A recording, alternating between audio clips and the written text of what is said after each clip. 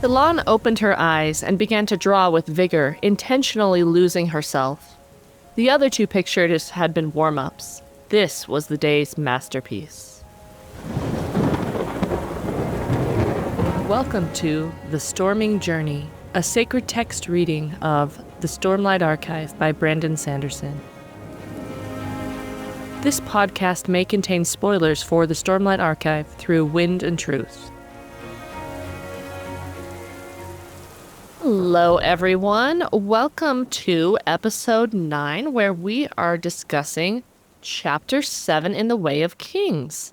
I am Liz, and I'll be your Ardent for this episode. I'm Elle. I'm today's Worldsinger. And I'm Adam. I'm the Veristitalian. So the thing that I was thinking about in terms of this chapter was the way that excellence is situational. When I got my first full-time job out of college, it was technically an internship for my last semester and then became a full-time job. I did not feel content in that job. I felt like I was always doing things a little bit raw, or at least my personality did not mesh well with the group. And some of that was just like general work culture. It was a little bit of a startup. It was definitely, you need to be in your chair, and I would show up early, and then my boss would show up late, and then I would leave early because I'd gotten there early, and then it would be like, well, why did she go home? And I did not like the situation at all. And it felt like whenever I called out issues of things that, oh, hey, why are we doing it this way? Why aren't we doing it a different way? Were taken as overly confrontational in ways that did not feel pleasant. And I just constantly felt on edge and felt like I was doing things wrong.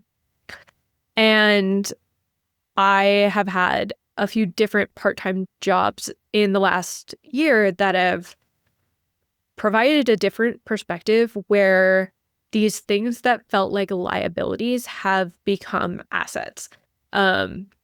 Again, mentioning K-pop Demon Hunters, it made me think of the line from Golden where Mira sings that called a problem child because I got too wild, but now that's how I'm getting paid. And one of my jobs is working as a board game playtester.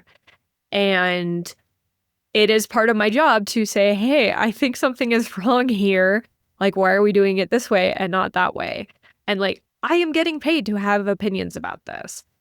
And in my current internship, I feel like these skills that I've built up are actually respected. And again, things that felt like liabilities in my previous job feel like assets in this job. And that's something that I really see in the chapter with Shallan. Her excellence is often defined as not seen for what it is because of the situation that she's in. And that's where I identify with Shallan in this chapter. I'm jealous that you get to play test and get paid to do it. I have not actually gotten paid to do that in like 6 months because we're on hiatus while they do some corrections. So, But that's so cool. I mean, all I get paid is to give opinions about books, which I think is an awesome job. But that is also an awesome job. All right. So our Storm's Eye view of chapter 7. Instead of moping and rejection, Shallan must find a way to convince Jasnah to take her on as a ward. At the Palanaeum, Carbront's library, Shallan finagles her way into waiting in Jasnah's reading alcove. She sketches memories, emotions dripping from mind to fingers to page. The unlacquered pages pique the interest of Casbal, an Ardent who interrupts her drawing and shares a desire to reach Jasnah. Casbal praises Shallan's talent and then shares his own, perhaps we could say, secret. He wants to convert the heretic. After Casbal leaves Shallan with a message for Jasnah, Shallan decides to leave too, choosing to leave a written plea for the wardship. But before she steps out, Jasnah appears, displeased. Dun dun dun. Excellent. Yes, I when I was rereading this chapter, I had to go straight on into the next chapter because it is a bit of a cliffhanger. Like, oh no. I really enjoyed your world singing, Elle, and that connection to Shallan's greatest talent that we get to see finally in this chapter, kind of to its fullest extent, her drawing, and how it's just not appreciated at all by Jasnah. She has no sense for it. The capsule is shocked that Jasnah doesn't appreciate the arts at all, and when it's so important to Shallan. I think the reason I chose the theme of excellence for this chapter is we see, of course, Shallan attracting the creation spren and being truly great at her art. And then we also see her perform another kind of excellence in writing the letter for Jasnah. But one of those for Shallan induces this kind of flow state, right? Of excellence. When she's drawing, she's just totally in the zone. But the letter writing feels a lot more performative. It's not something that comes naturally to her. It's her trying to be great, whereas the art just, she happens naturally, or she happens to be great and enjoys it, I guess. So I guess the question I had for this chapter is, like, where does excellence come from? Is it practice? Is it education? Is it talent? What think you about excellence, and what did you read in this chapter reading about excellence? I mean, the easiest answer is always the eye of the beholder, right? Like, excellence is something you have to define before you reach it. It's something that we can all recognize at the same time. Like, it's something that someone has done really, really well. Generally you can witness to that. Sometimes you have to be told or shown, right? But like, in general, you can see if someone's turned in a lot of work into something.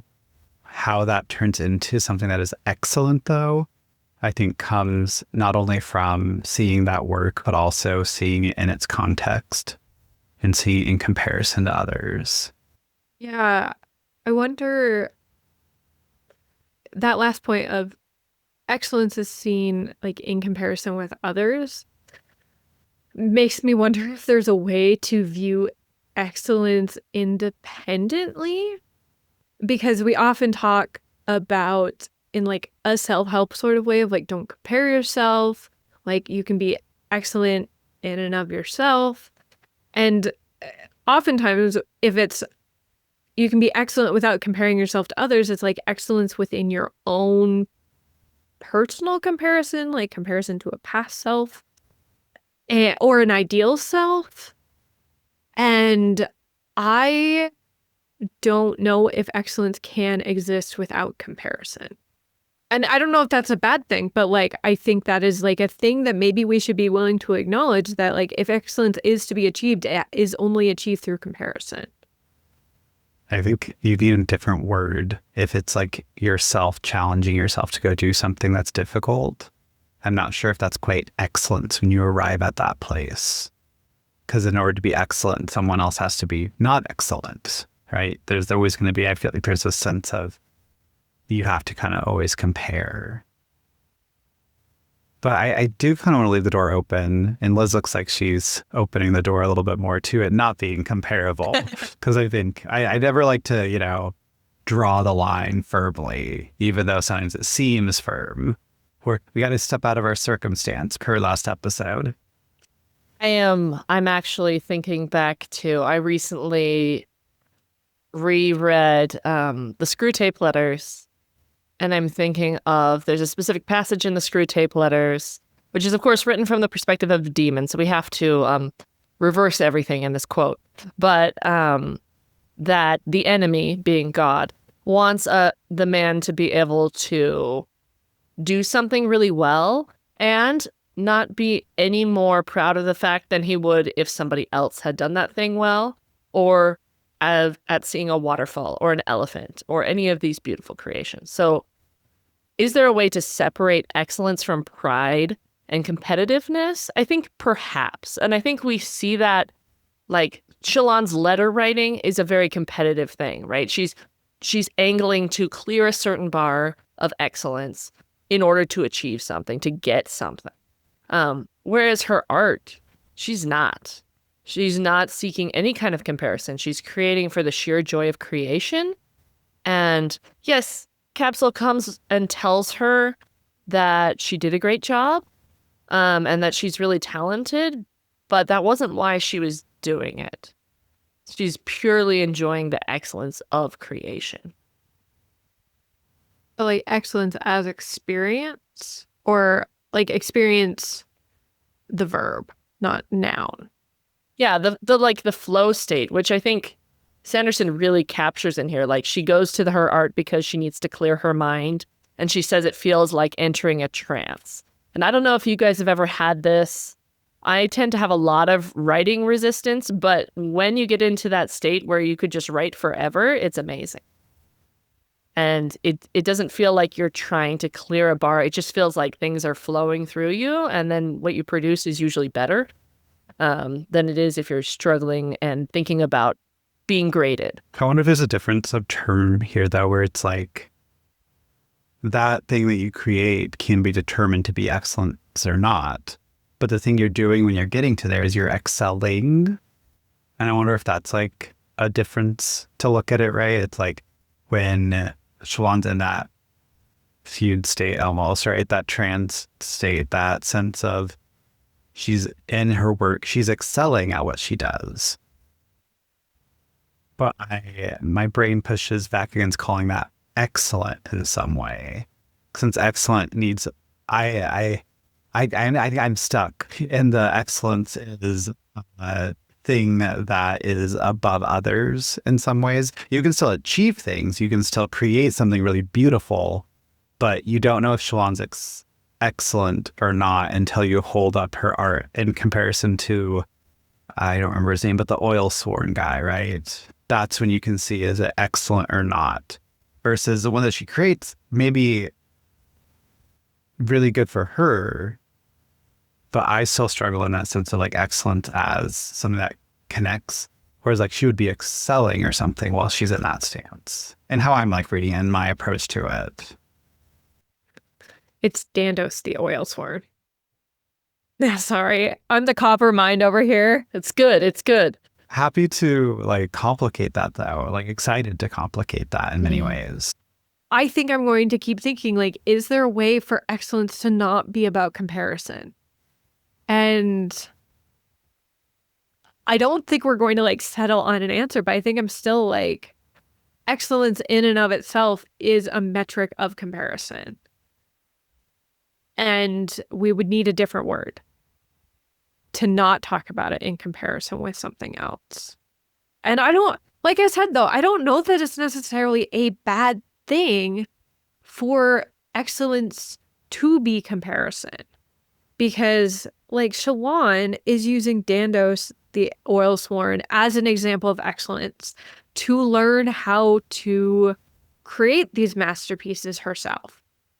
And so it is that example of excellence that inspires her to do more. And I think that seeing examples of excellence in whatever category is or can be beneficial. I think it's detrimental when we let it keep us from progressing. I think there are definitely times, or like there are hobbies that I don't get into because I'm thinking I will never be good at that. One of those is like I cross stitch, but I don't do embroidery, and specifically I don't do thread painting. I think thread painting are like, they are some of the most gorgeous examples of excellence in fiber arts. And I love them. And every time I see them, I'm like, I do not understand how somebody could do that. That is way out of my league. I'm comparing myself to traditional pixel art, which I do. And it feels so normal and practical and easy to me because I know how to do it. And maybe that's my folly, is I don't understand the practicalities of thread painting, and so it doesn't feel achievable. But I don't know. I think that it's okay to use excellence as a comparison, but we shouldn't use it as a block. I'm thinking about also we have the return of this word calling, right? That's part of the the Voron religion. And I think that's also implying like a search for personal excellence. So maybe this is more of a comparison to yourself, right? It's not saying be the best duelist in the world. It's saying be the best duelist that you can be, Adolin. Be the best natural historian that you can be, Shallan. And like part of your fulfillment as an individual is pursuing that. And it's interesting that that's recognized as a religious duty here on Roshar. In comparison to Mormonism, it's not really that surprising. I think you saw me coming with that. It is interesting, though. Well, I mean, slightly related to that, I was thinking about how Shallan mentions the name of the Almighty, the only one that's allowed to pass the name of Ardent. That translates as he who transforms. And I don't know, maybe something that is an aspect of excellence is transformation. It's not just enough to write a really good letter to Jasnah. It's like transforming it into like the right kind of art and argument that Jasnah would accept. Like examples of excellence are something that transforms things a little bit differently. Does that sound? Jasnah doesn't accept it as excellent, though, the letter, if I'm remembering right in the next chapter, which I haven't gone on to. So Liz may pull in to let us know. But like she's attempting. Shallan is attempting excellence. It's not excellent. So like that's like a tension there, right? That I think is like we can be attempting this thing, but excellence is something that other people have to tell us is excellent in many ways. Like it's something you can't like give yourself. You can't like put that authority on you to say, I've created this. I deem it as excellent. Someone else has to come in and be that person who deems that as excellent. Because I think it's either two different types of excellence, or I'm pushing back a little bit because I don't think the term excellence works there. I think a different term works there. Well, then I think my like reframing would be Jasnah doesn't think that Shallan has done enough transformation to convince her. Like it feels too derivative of previous work or whatever the case may be. Whereas with Capsule seeing Shallan's art, it was transformative enough to be excellent in Capsule's view. So excellent as the eye of the beholder. At the same time, like Jasnah doesn't open herself up for that excellence, as I talked about 2 episodes ago, right? Where it's like, if Jasnah had just been open up to Shallan, a lot better things would have happened. Maybe the Everstorm would not have happened if she had just been a little bit less prudish in that way. Because it is interesting that if we're saying that excellence has to, the status of excellence has to be awarded from the outside, that there is some kind of training involved in that, because Jasnah doesn't appreciate Shallan's art and Capsule does. So a training to recognize excellence. There's a training to recognize excellence as well, which I think can bring in the whole problem of like canon building and what is excellence and what do we keep and what do we exclude from excellence, and from whose perspective is the excellence being viewed, right? We bring in many problems. I think that's a really important point, that like I don't have the training to necessarily recognize literary excellence.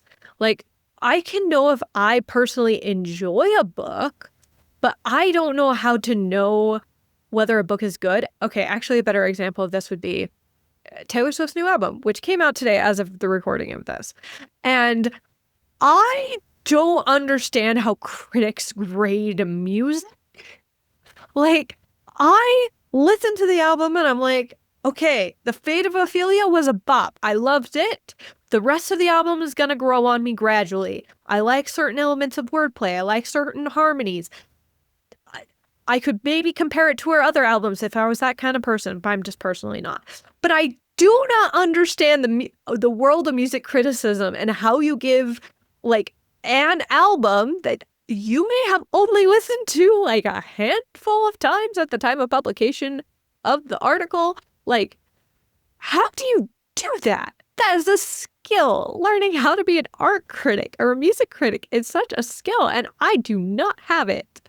And so I think, yeah, excellence or identification of excellence is definitely something that can be learned or honed, but needs to be tempered by realization of your own biases, if that makes sense. And I think that's why I liked Bliss's point is so poignant in this conversation, and why sometimes I think it's like I also join in that ickiness of like, if we're saying excellence is from everyone else and it's like a comparative thing, then what is my hard work doing?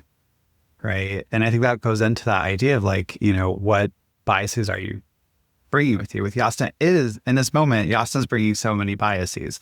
Next chapter, not this chapter. We're like bringing them together a little bit, but like, I think it's hard not to. But I think like those biases that she's bringing in are so heavily influential on many of the mistakes that she's making in these first few books, into the ultimate mistake that she makes at the very end of this arc, right? Is she's so blind to a lot of these things. She's so seeking out an excellence that she thinks she knows instead of like just receiving what's there, which is, I think that's one of the key differences of Jasna and Capsule, right? Is Capsule's just there receiving something, enjoying it. And I think when you get to that level of excellence and seeing that and seeing the broad context and being a critic in that way, it ruins some things for you. So I talked to a lot of my professors because I'm in a literary PhD, and most of them can't read for fun anymore because they're applying their broad things. So like one of my advisors talks about how he plays video games now for downtime rather than reading, because he's like, when I read a book, I always apply the broader context of excellence, or not quite excellence, but the broader context of the literature that he reads. And it's that tension of, it's like, once you get to that level, you've kind of ruined that. And I briefly want to take us to one place, if it's okay to keep talking here. Let's do it. I don't know exactly where it is in the book because I've been reading in different formats, but it's when she gets to the Palanaeum, when Shallan gets there, and it says like how much could be contained in 700,000 books, and she's just realizing the library itself, and how big it is, and how it's so large, and this, she's only read 84 books, and she's read them many times because that's all that was on her little farm that she grew up on. But this one line in a paragraph says she felt like she was starving, yet leaving a warm fruit pie uneaten. So sad. It's so sad. But I think it brings so much to this conversation of excellence because she's seeing something that is very excellent. The Library of Kharbranth only compares to, I forget the one library that they mentioned.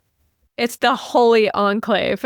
Yeah. So that would be, the Palanaeum is excellence, and she is there at excellence, but she's deciding to do something different. And I think that tension comes out so much when you're reading this through the lens of excellence, right? Like, she's at a moment where she could just stay there and read and become excellent, but instead she kind of like, and she's at the cusp of excellence right before the veil into excellence, which we won't go into the veil stuff, but. Did you do this on purpose, Brandon? I want to know. I mean, technically he can't talk about that part. I was thinking kind of about your earlier point, Adam, of like, there's a level of excellence or understanding that you can achieve where it becomes unenjoyable. And I think there's a midpoint where you know just enough to appreciate it more, but not enough to feel cynical about it, if that makes sense. Or not necessarily cynical, but like you aren't overly thinking the art or the site of excellence, and you can just enjoy it for what it is. And I think that feels like the ideal state to be in. Here's what it is. Excellence sounds like a burden in some regards. Jasna's excellence ends up becoming a burden for her because she is saying she is at the pinnacle. So if nobody is reaching close to her or people aren't doing what she is doing, then they also aren't a subject of excellence. You're talking about like these other professors, like, they've reached a point of excellence where they can really understand these literary texts and understand how they work and what makes them excellent, but that makes reading unenjoyable. And again, I don't know whether or not it's a good thing or a bad thing, but it is certainly like an extra burden to carry to be or to participate in excellence. Okay, should we move on to our sacred reading? Sure. Yes. So I wanted to bring back from our first episode this idea of kinmaking and looking at connections between people. And I think it's interesting in this chapter because Shallan we pointed out that she has a lot more people interacting with her in her chapters, but she is away from everything she knows. And so it's interesting to observe the connections that she's making in this chapter with certain things. So what connections do we see? What kin is Shallan making? Who is she connected to? I really like her connection to Yalb. That started in her first chapter and shows up kind of in reference in this current chapter and then goes on to be much greater in other chapters. Because he is so willing to just be friends with her and to like have conversations with her and treat her not quite as an equal, but like essentially as an equal. They're not equivalent in status, but her age almost like lowers her status, so it makes her more approachable. And Shallan is like willing to engage with that. Like she's willing to see, like she does a memory of Yalb as one of her portraits that she enjoys doing and enjoys thinking about like the experiences that she's had with Yalb. And he almost feels like her first like friend, like outside of the greater world, like someone that she's willing to like, you know, joke around with or like have fun with, like a fun friend. I'm thinking about the connection that Shallan makes to the creation sprint when she's drawing and how they all pop up and come out and say like, hey, you're drawing something, what's up?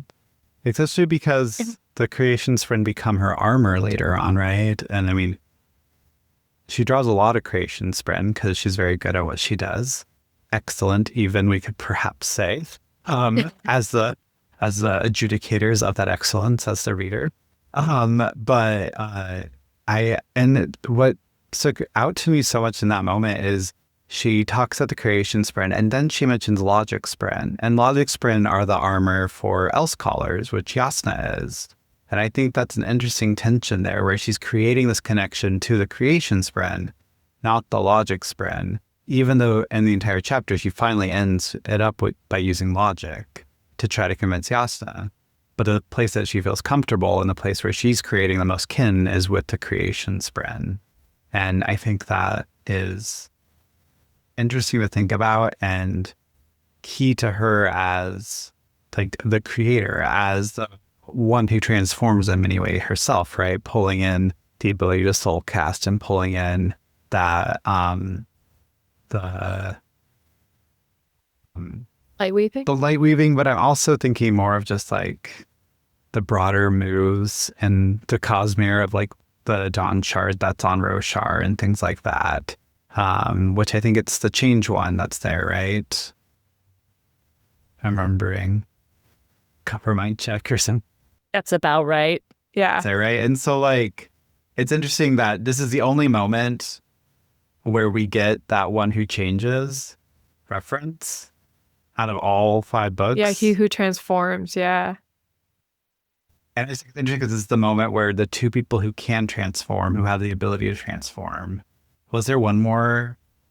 Only Lightweaver and Elsecaller have soul casting, right?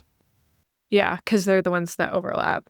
They're the ones who meet within the Palanium, right? And so obviously their cognitive ideas are being kept in that one little space, in that one little room. And so I just think it's interesting that kinship that she's creating to creation sprint and not logic sprint, even though Yasna logic sprint would still be in there on the Shadesmar side. So that's what I'm thinking about when it comes to the kin making side. What's interesting to follow up on that is what convinces Yasna in the end to take Shallan as the ward is her creation, like her knowledge, seeking knowledge for knowledge's sake, and like her journal of these natural history drawings and stuff like that. And it is her creation that ultimately wins her the wardship. And I think that's really valuable that Yasna is like not only finally able to recognize that, whether or not she realizes what she's doing, but that it is a really good example of how Shallan has made that connection with the creation spread or the idea of creation. Okay, I gotta talk about the elephant in the room because we haven't talked about Shallan and Capsule. Boo. I don't know about you guys, but like the first time reading through this book, I was all 100% Shallan and Capsule until the betrayal. Yeah, no, I was there too. And then now, like, reading this again, you see how, like, he is very carefully trying to build this relationship with Shallan because she might be useful. He's a very flattering person, even though there's not really substance to their connection. He finds these ways to tell her that she's excellent and to downplay Yasna and to put her at ease and try to convince her not to respect him so much, which makes her feel a little bit uncomfortable. He's pushing her boundaries a little bit on how she thinks she should act around an Ardent. So it's interesting that they're already forming this connection. And they're both people who like to be very witty and funny about things. I'm like, you were describing that, and I was suddenly deeply uncomfortable with their relationship. I think we're supposed to be. I know, but it didn't like sink. I have read this book so many times, and like, I don't think I like got so uncomfortable about it until just now.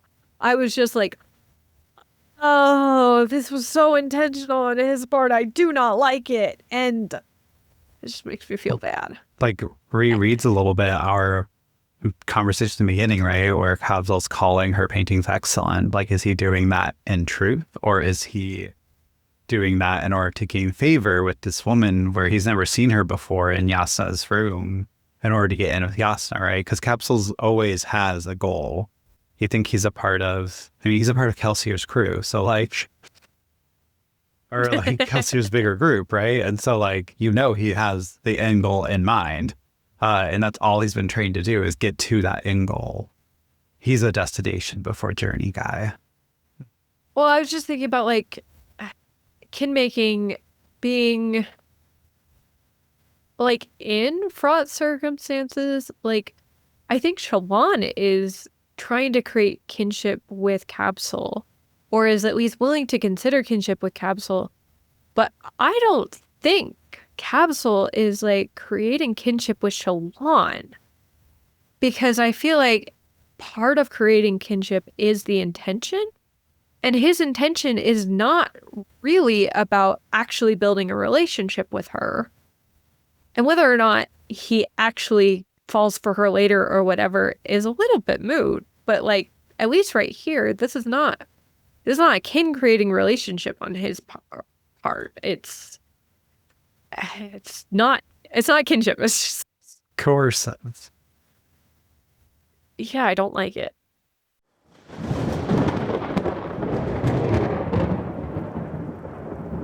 Okay, should we move on to the wisdom of the heralds for this episode? Do we have something that we want to take back into the world after reading this chapter? Boo, Capsule. Boo, Capsule. Don't fall for smooth talkers. Exactly, especially when they're Ardents. Yes, yes. Never trust someone who says they'll leave the church for you. Oh dear. I at least spend some more time with them. I think for me, it's thinking a little bit more through a sense of what excellence does for us.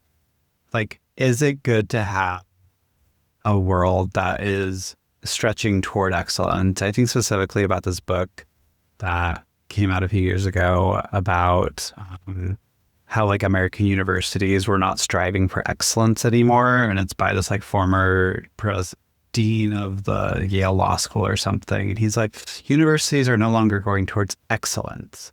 And I wonder if there's like, if that's okay. Like, it's okay not to build a world around this thing of excellence, right? Is it okay to think of different ways to have joy and happiness and have really good things come out, that we don't need that competitive side of excellence? So I think thinking a little bit more about that is something that I'm taking out of this conversation that we've had. I think thinking about the difference between Shallan's approach to creating the letter, which is very cerebral and calculating, and her approach to her art has made me want to create things for the sake of creating things. I have done a lot of finishing projects and doing things for deadlines, for contests, for symposia that I'm submitting to and all these things, right? But I've been teaching my students lately about how to live like an essayist and collect observations just for the sake of building something interesting. And I feel kind of like a hypocrite because I haven't done that in a long time, because all of my creation has been very utilitarian and striving to clear certain bars.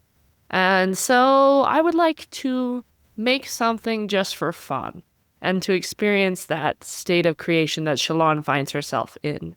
Whether that's excellent or not, it doesn't matter. It's the experience of getting deep into creation that I think is what I'm looking for. I think what I want to take from today is kind of along what both of you have said of putting less demand on myself to be excellent and to find a different adjective to describe what I want to achieve.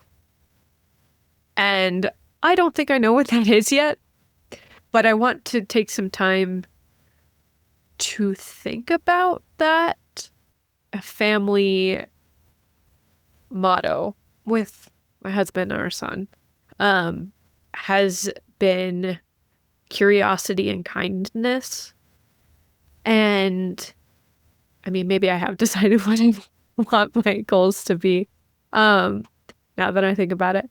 But I want to deprioritize excellence because it doesn't feel like in the conversation we've had that doesn't feel like a great goal. It feels the idea of focusing on comparison and then the burden of excellence feels like a lot of needless weight to carry, and I rather find something more joyful to propel me instead.